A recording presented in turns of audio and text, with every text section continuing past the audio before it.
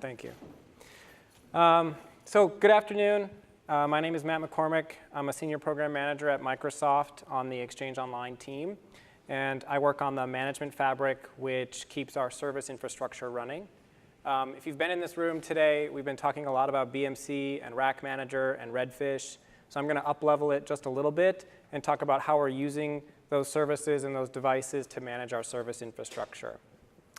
So Exchange Online is sort of a first-party customer of OCP hardware within Microsoft.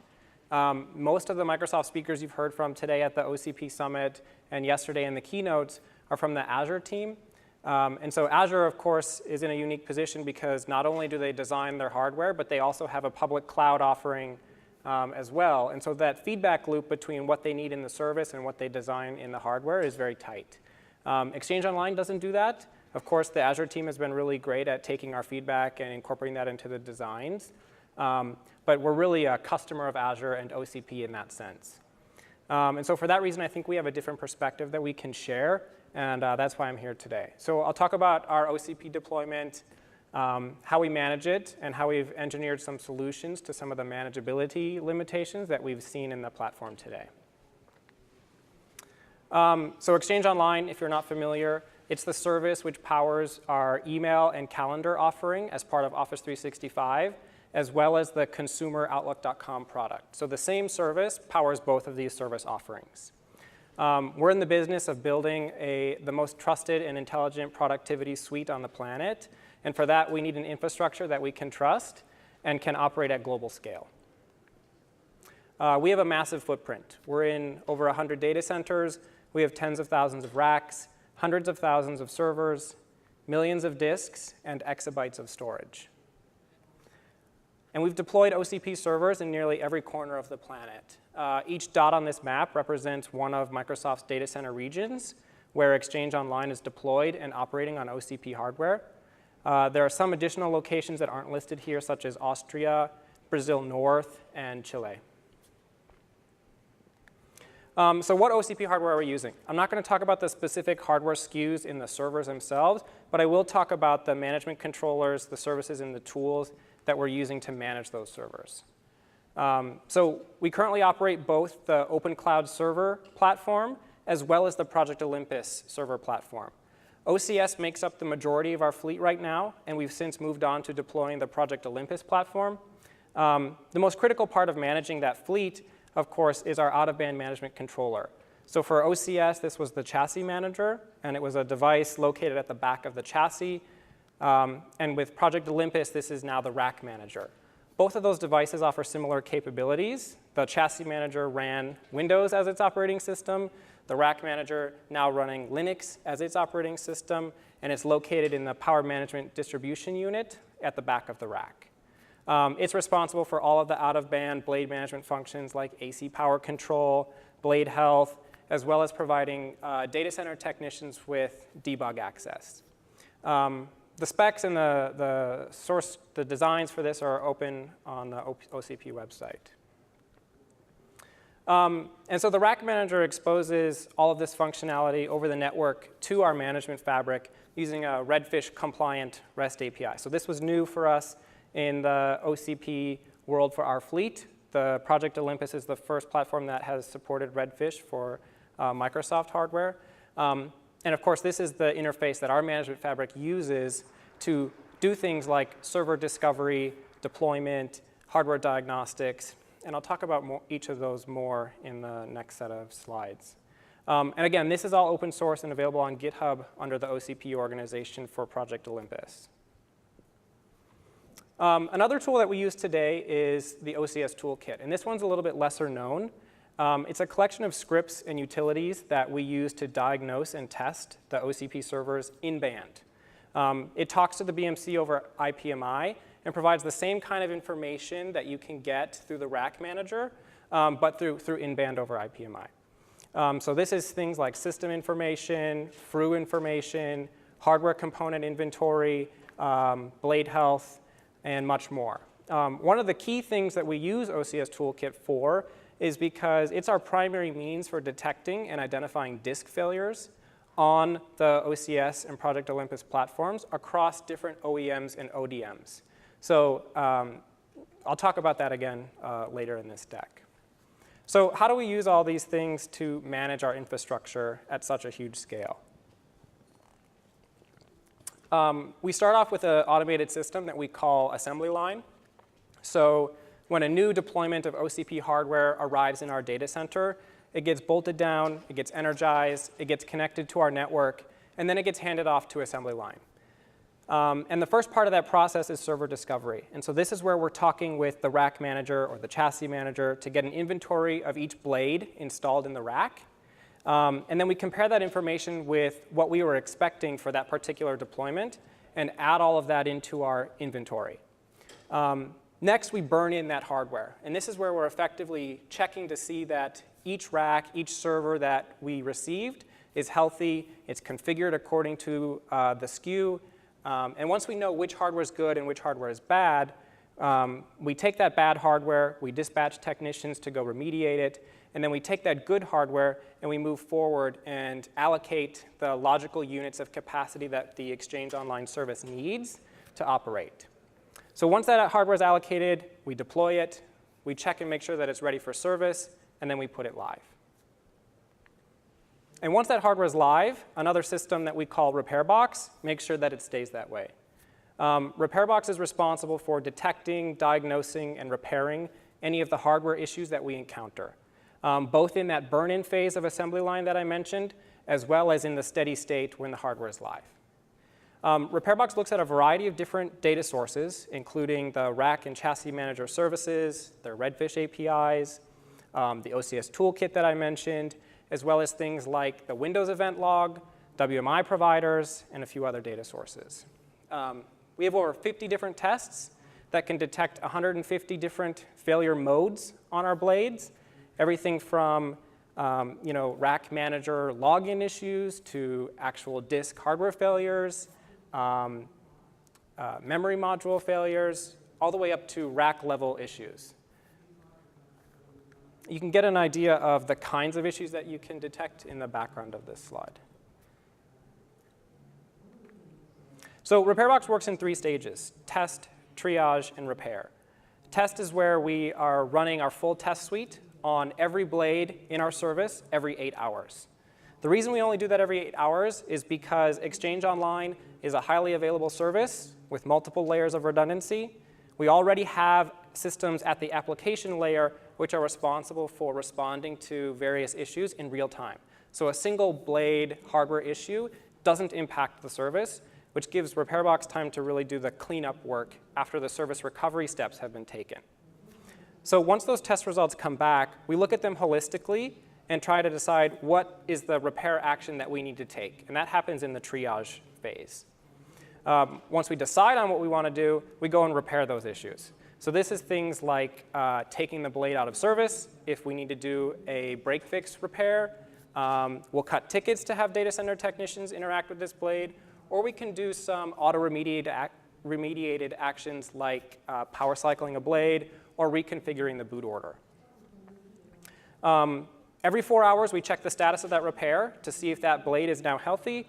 If it is, we rerun our test suite to make sure there's no new issues discovered, and then we return that blade to service. So I wanted to talk briefly a little bit more about how we do the triage process. So triage, again, is looking at all of those signals holistically. And so we have a variety of different signals that we get back from the blade from various data sources. So we have in-band signals that run in the host operating system. So there's some diagnostic information we can get from that, as well as out-of-band, of course, through like the rack manager or network devices that provide us additional signals. And within each of those categories, we find that we have a varying degree of confidence in those signals.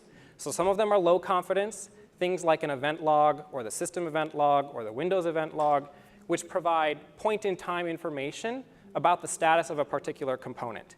It doesn't give what we call a high confidence signal, where we can get real-time status on the health of a particular component. And so triage takes all of that into account.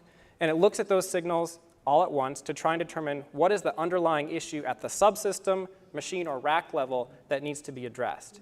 So for example, if a blade is telling us that it has no network connectivity, and we also see that it has no power to that blade. Triage is smart enough to know that there's interdependencies between the two, and will go and repair that power issue first because it knows that's likely also causing the network issue. And in cases where we don't have a high confidence signal, we rely on a system that we call RepairBot, which is a predictive model that looks at the signals very arbitrarily. It basically looks at all the signals being emitted by a particular blade and compares that with a database that we've collected of similar machines emitting similar signals to see what was ultimately the repair step we took that allowed that blade to return to being successful and healthy. So I mentioned earlier that the OCP Redfish interface today doesn't expose disk failure information out of band on the Project Olympus or OCS platforms. So we can only detect disk failures today using the OCS Toolkit in band through Windows, which poses a problem for us if the OS disk is the disk that has failed. So we had to find a way to distinguish between, is this blade offline because its OS disk has failed, or is this blade offline because of some other critical issue? And so what we did is we built up a set of supporting infrastructure that would deploy a lightweight Windows image with that OCS Toolkit diagnostics inside of it, and then boot that blade in memory, run our OCS Toolkit diagnostics to find out what disk has failed, and then inject that signal back into RepairBox. So this is one of the key things that we're missing from the OCP profile. We'll talk about this at the end.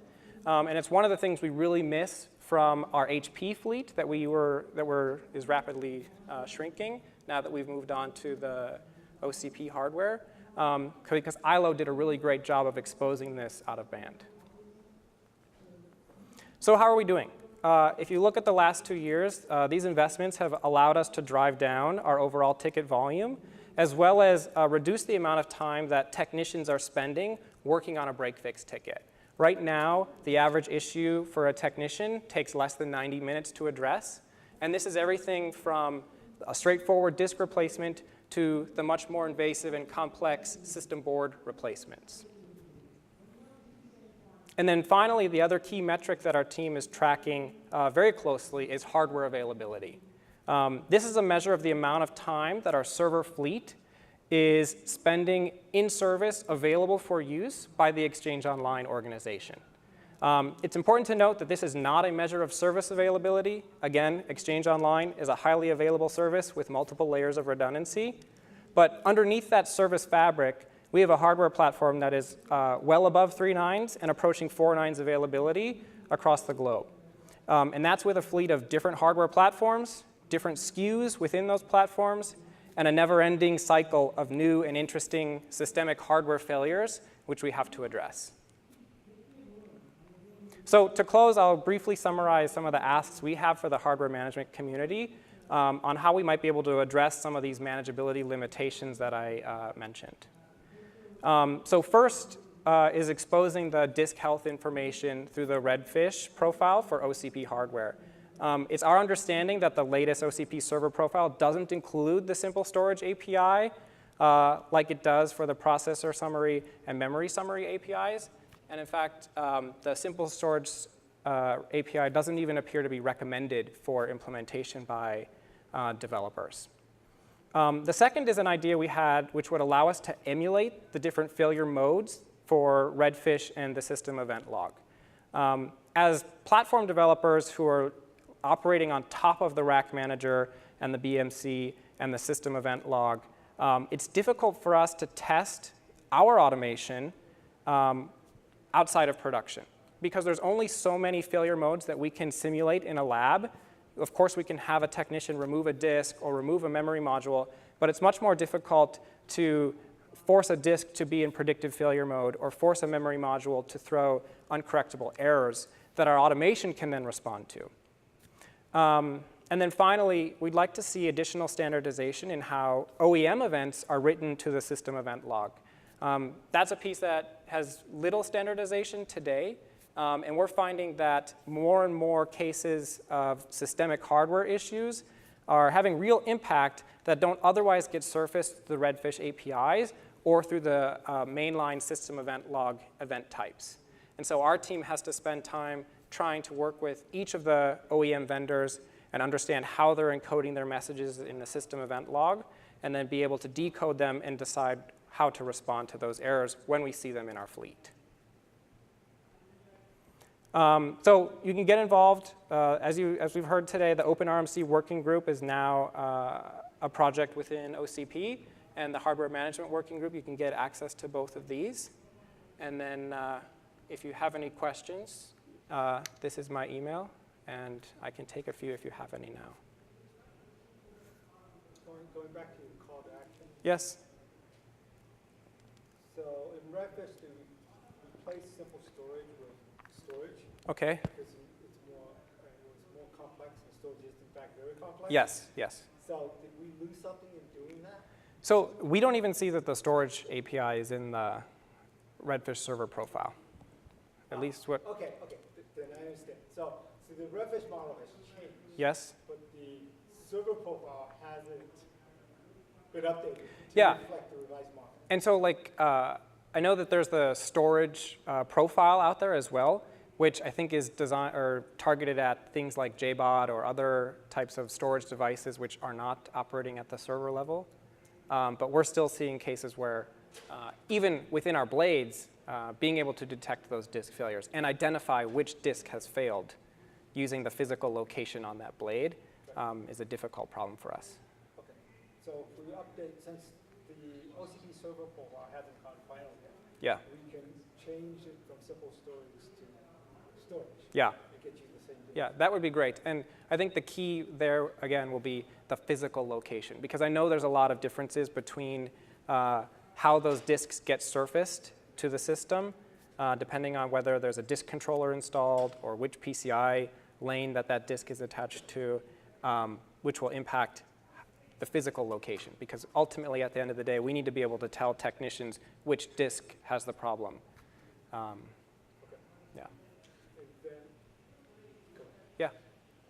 Are you using Redfish for both deployment and monitoring, or is it just for monitoring? We use Redfish for deployment and monitoring. And on the deployment piece, the key for us is being able to remote power cycle a blade. So when we do things like Pixie boot, and we need to ensure that the network drives or the network cards are at the top of that boot order, that's really when we're using Redfish. But beyond that, it's mostly monitoring. So from a Redfish perspective, there isn't too much of standardization, so to speak, between vendors. So how do you deal with the disparity and naming of properties or whatever it is? So far, we're still in the very early stages of our Redfish adoption because we're still in the early stages of our Project Olympus deployment, and that's where the Redfish profiles has started coming into play for us. So if you're here for the profile that top, the profile is the way OCP will mandate what has to be. I was there for just Okay, yeah, so that's why. I mean, Redfish when it was constructed. Yeah, but I think that's a ways away. You know, you still need to get the adoption of the profiles, and you need standardization of those profiles and stuff like that. So just interested till that happens, what people are doing. Oh, okay, yeah. Until that's why my work is trying to get that server profile up to speed and get released as standard. Yeah. So my second question is system event log. Yeah. So the way Redfish deals with it Yes. is the message registry. Yes. So the message registry, message registries were greatly expanded in 2018, and it's being expanded even greater in 2019. Yes. And so that is where we standardize exactly the message constructs, so we can kind of move away from the IPMI definition. Yeah. So if there's a set of system event logs that you're interested in, Yes. right? DFDF needs to know about it so they can define a registry Yeah. code, especially if they're disk failure Yeah. messages. So Yeah, we can definitely go back and look and see which are the ones that we're currently decoding and why they're in the OEM category today to see how we can get those moved into one of the mainline event types. right. And then that's why we focused on message registry last year, was because exactly this issue Yeah. was that people were now beginning to fetch a cell log and say, Yes. this is what it's no longer Yes. inoperable, right? Yes. I mean, and ultimately, like, we don't want to be in the business of having to pay attention to the system event log at all. Like, We just want all of these kinds of things that impact the blade to be surfaced through Redfish. And I expect that there's always going to be that feedback loop of, Redfish can detect 90% of the issues and roll that up in the health summary APIs. And then there will still be a tail for which we will need to go look at the system event log. Yeah. OK. Thank you. That's all. Thank you.